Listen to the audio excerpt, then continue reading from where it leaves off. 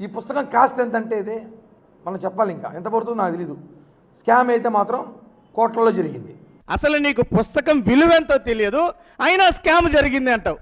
ఇదేం దిక్కుమాలిన ఆరోపణ? కనీసం బుద్ధి జ్ఞానం ఉండాల్సిన పని లేదా? నీకు పుస్తకం విలువెంతో తెలియదు, ఆ పుస్తకం ముద్రణకు ఖర్చు అయిందంతో తెలియదు, అయినా స్కామ్ అయిందంటున్నావు. అంటే నీకు ఇష్టం వచ్చినట్లు ఆరోపించడం, జనాలు నీ మాటలు వినాలా, నమ్మాలా? నీ యొక్క తప్పుడు ఆరోపణల్ని కనీసం బుద్ధి జ్ఞానం ఉండక్కర్లేదా? ఈ పుస్తకం రాసినట్టు కరుణాకర్ రెడ్డి గారు ఏవి ధర్మారెడ్డికి పేర్లు వేసుకున్నారు. ఇది పబ్లిసిటీ. భగవద్గీతలు మీరు రాశారా? భగవద్గీత రాసి దశాబ్దాల ముందు రాస్తే మీకే సంబంధం. పుస్తకం రాసినట్టు వేసుకున్నారా? ఎరస్ కౌంటల్ రాస్కెల్, సిగ్గుందా?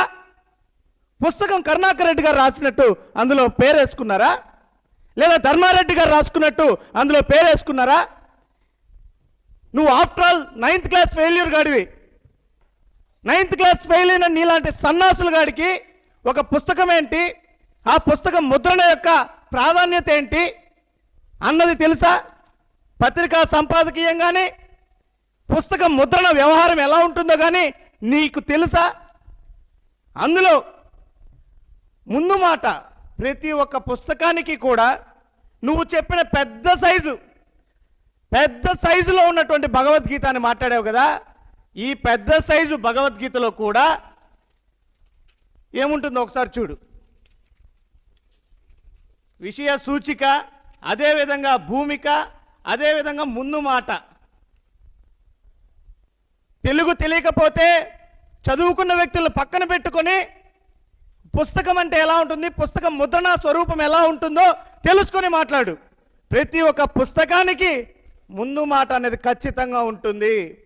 అదేవిధంగా ఎవరు పబ్లిష్ చేశారు అన్నది, పబ్లిష్ చేసింది హిందూ ప్రచార పరిషత్ దేవస్థానం ఆధ్వర్యంలో. మరి ఆ దేవస్థానానికి ఎగ్జిక్యూటివ్ ఆఫీసర్గా ఉన్నటువంటి ధర్మారెడ్డి గారు దానికి బాధ్యులవుతారు. అందుకు పబ్లిష్డ్ బై ధర్మారెడ్డి అనేసి వారి పేరును వేయడం జరిగింది. ఇది నియమం, నిబంధన. అది కూడా తెలియకుండా దాని మీద ఆరోపణ చేయడం. ఆ భగవద్గీతను కల్తీ చేశారయ్యా. ఇలా సిగ్గు, మానం, మర్యాద, లజ్జ ఏమైనా ఉన్నాయారా నీకు? భగవద్గీతను కల్తీ చేశారని మాట్లాడతావా? అసలు ఆ పుస్తకాన్ని చదివావా? ఒక శ్లోకం, ఒక సంస్కృత శ్లోకం చదవడం నీలాంటి వ్యక్తికి అసలు వచ్చా? ఏమాత్రం కూడా భయము భక్తి లేకుండా భగవద్గీతను కల్తీ చేశారని మాట్లాడుతున్నావు. అందరి డౌటు. ఇప్పుడు ఒక మీడియా మిత్రుడు అడిగాడు, ఇది భగవద్గీతను అడిగాడు. అవును సార్ అన్న, ఇట్లా చూసినాడు, ఇన్ని 10 పేజీలు అన్నాడు. ఏం రాశారు దీంట్లో? ఇప్పుడు దీనికి ఆన్సర్ ఎవరు చెప్తారు? భూమన కరుణాకర్ రెడ్డి చెప్తారా?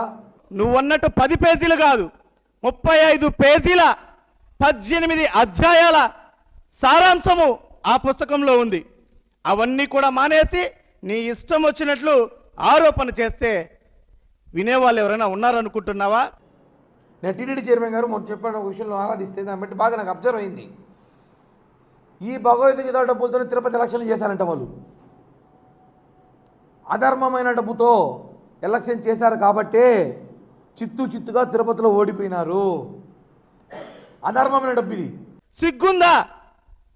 భగవద్గీతని 5 రకాల భాషలలో దేవస్థానానికి సంబంధించినటువంటి సొంత టీటీడీ ప్రెస్ ముద్రించింది. మరి అందులో కరుణాకర్ రెడ్డి గారికి కానీ అభినయ్ రెడ్డి గారికి కానీ ఏ రకంగా సంబంధం ఉంటుంది? ఇదేనా నువ్వు చేసేది? ఇది పబ్లిసిటీ, ప్రైవేట్లో కొట్టించారు కాబట్టి ఎంత మహా అయిత లాట్లో ఎవడో స్పాన్సర్లు కొట్టించి ఉండొచ్చు. ఒకవేళ ఆ డబ్బులు కూడా బిల్లులో పెట్టారు నాకు తెలిసి. ఇది కూడా బిల్లు పెట్టి ఈ డబ్బులతో ఎలక్షన్ చేశారని చెప్పి బిఆర్ నాయుడు గారు మనం చెప్పారు. తర్వాత దాన్ని ఆరాధీసి విచారిస్తే ఈ బుక్కులు పట్టడానికి టైం బట్టి బుక్కులు తెస్తే శాఖ పబ్లిసిటీ కోసము ప్రైవేటు వ్యక్తులతో చేయించారంటున్నావు. దీనిని బట్టే నువ్వు ఏ రకంగా తప్పుడు ఆరోపణలు చేస్తున్నావో స్పష్టంగా అర్థమైంది కదా. మరి దేవస్థానం టీటీడీ ప్రెస్లో ముద్రితమైన దానిని నువ్వు తీసుకొని వచ్చి ప్రైవేటుగా ముద్రించారని మాట్లాడితే అది పూర్తిగా అబద్ధం కాదా? ఈ స్కామ్ని టీటీడీ విజిలెన్స్ తొందరలో ఎంత స్కామో ఇది బయట పెట్టాలి. నీకు సవాల్ చేస్తున్నాం. అయినా అధికారంలో ఉన్నటువంటి నువ్వు సిగ్గు లేకుండా చెప్తావు కదా, నేను జనసేన పార్టీ ఇన్ఛార్జు, మేము అధికారంలో ఉన్నామని. రాజకీయం తెలుసా నీకు? రాజకీయాల్లో ఓనమాలు కూడా రావు నీకు. ఎవరైనా అధికార పార్టీలో ఉంటే విమర్శలు ఆరోపణలు కాదు చేయాల్సింది. ఆరోపణలు వచ్చిన వాటికి ఆధారాలు చూపాలి. నువ్వు సవాల్ చేస్తున్నాం. నువ్వు కానీ టీటీడీ విజిలెన్స్ కానీ లేదా మీ బిఆర్ నాయుడు కానీ మీరు చెప్పినట్టు స్కామ్ జరిగి ఉంటే మా మీద కేసులు పెట్టండి, మమ్మల్ని జైలుకి పంపండి, ఆధారాలు చూపియండి, దమ్ముంటే ఆ పని చేయండి. అంతేగాని నేరుగా తగుదునమ్మా అని వచ్చి మైకుల ముందు ఆరోపణలు చేసి బురద చల్లి వెళ్ళాలంటే చూస్తూ ఊరుకునే వాళ్ళు ఎవరు కూడా లేరు. కాబట్టి నిజంగానే ఇట్లాంటి మహానుభావుల్ని మనం తిట్టకూడదు, సన్మానం చేయాలి, సాల్వా కప్పాలి, సన్మానం చేయాలి. వాస్తవమే. ఖచ్చితంగా ఇలాంటి గొప్ప కార్యక్రమం చేసినందుకు వారిని అభినందించి తీరాల్సిందే. నీలాంటి చెత్త సన్నాసులు అసలు వారి పేరు ఉచ్చరించడానికి కూడా నీకు అర్హత లేదు. ఈ రకంగా తప్పుడు ఆరోపణలు చేస్తూ ఇదేదో కరుణాకర్ రెడ్డి గారు స్వలాభం కోసం ఈ యొక్క కార్యక్రమం చేపట్టారు అని మాట్లాడావు. ఇందాకే అజయ్ గారు టీటీడీ రూల్ బుక్ గురించి చెప్పడం జరిగింది. కనీసం అప్పుడు నువ్వు బడికెళ్ళి పాఠాలన్నా నేర్చుకుంటున్నావో లేదో తెలియదు. 1990లో ఏదైతే దేవస్థానానికి సంబంధించినటువంటి రూల్ బుక్లో 13వ పేజీలో ఉన్నటువంటి అంశం religious discipline and moral values among the people and younger generation, అదేవిధంగా to provide for moral and religious instructions classes in schools and educational institutions.